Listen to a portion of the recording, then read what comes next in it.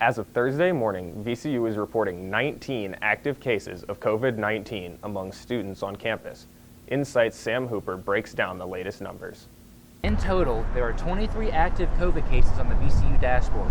There have only been 2 new reported cases on campus this week. The number of cases on VCU's dashboard are made up from testing done here on campus and testing done off campus but reported to the university. All students and employees are required to report if they are positive for COVID, even if the test was done off campus. As far as students living on campus, 5 are currently in isolation and 15 are self-quarantining after possible exposure. In total, VCU has reported 309 COVID cases since reopening campus. Reporting for VCU InSight, I'm Sam Hooper. Richmond City Council struck down an ordinance that would have banned police officers from using non-lethal weapons. InSight's Timothy Cantrell has the latest. In a 7-2 vote, Richmond City Council voted against a resolution that would ban Richmond police officers from using non-lethal weapons against protesters.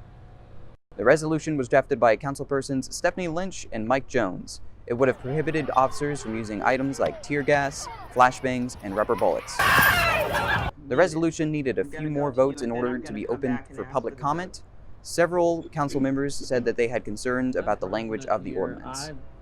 I cannot in its current form, support this paper. The City of Richmond is facing several lawsuits for officers' use of non-lethal weapons earlier this summer. Councilpersons Lynch and Jones say that they're both interested in bringing this up again later this year. Reporting for VCU InSight, I'm Timothy Cantrell. With just under 3 weeks to go before Election Day, the race for the Richmond mayoral seat is coming down to the wire. According to an American Research Group poll published by Richmond Free Press, current Mayor LeVar Stoney leads in polling at 37%. Stoney has a lead in 5 districts, while Councilwoman Kim Gray leads in 2, and they're tied in 2 as well. In order to win, a candidate must win the majority of votes in 5 of Richmond's 9 total districts. Stoney won in 2016 with 5 districts and 37% of the total vote. We are just 19 days away from Election Day, and while a lot of people are voting early, many will still head to the polls on November 3rd. Here are the closest polling locations to campus. As you can see on this map, VCU students who live in off-campus neighborhoods, such as the Fan or Carver, will be voting at locations like Carver Elementary or Tabernacle Baptist Church. The ICA and the Student Commons are also Election Day voting stations. To find out your exact polling location, check your voter registration at elections.virginia.gov. With COVID numbers on the rise and flu season approaching, time to get your flu shot. InSight's Jasmine Speller explains how. COVID-19 and the common flu have a lot of similar symptoms, and it is possible to get both at once. So if you can get a flu shot, you should. For VCU students, you can get a free flu shot at the VCU Health Services by appointment only. You can also get your flu shots at local pharmacies. The Affordable Care Act requires insurance companies to fully cover the cost of vaccines. According to the CDC, COVID precautions have already decreased flu numbers. For VCU InSight, I'm Jasmine Speller. The 2019-2020 NBA season has come to an end after almost a year of a pandemic-ridden season. Here's InSight's Tim Corley.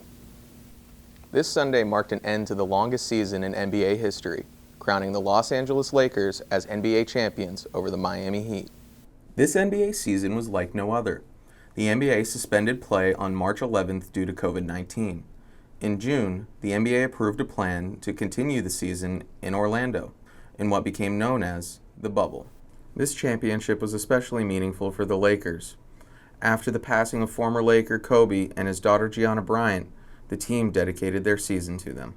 LeBron James made history in his 17th season by being the first player in NBA history to win Finals MVP for 3 different franchises.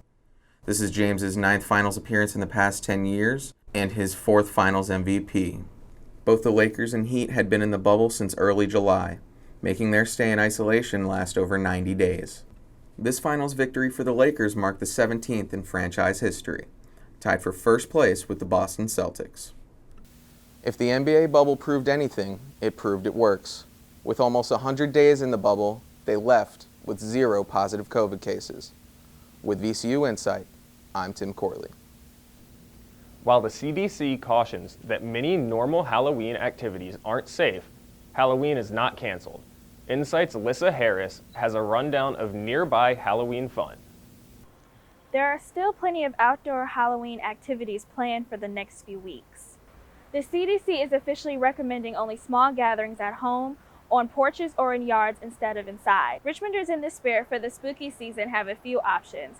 The Hobson Lodge is hosting a trunk-or-treat Halloween party on the 31st. There's also a Halloween candy hunt and open house in Moseley on Halloween from noon to 3 p.m. and a haunted car wash at Tommy's Express Car Wash on the 31st. Several counties have posted events to their official websites. Some events do require registration. So far, there is no ban on trick-or-treating here in Richmond, but please do so safely. For VCU InSight, I'm Lissa Harris. The Commonwealth is celebrating pumpkins this month and the farmers who grow them. Here's Hannah Eason. You can carve them, paint them, eat them, and now the Commonwealth is celebrating them. Governor Ralph Northam proclaimed October 2020 as the first Virginia Pumpkin Month, highlighting the nearly 400 farmers who grew more than $16 million worth of pumpkins in 2019. Visit Virginia Grown's website and find out where the closest pumpkin patch is to you. There are plenty in the Richmond area, including Gallmeyer Farms in the city, Windy Knoll Farm in Mechanicsville, and Ashland Berry Farm in Beaver Dam. Gallmeyer Farms is open till Halloween, 8 a.m. to dark. For VCU InSight, I'm Hannah Eason.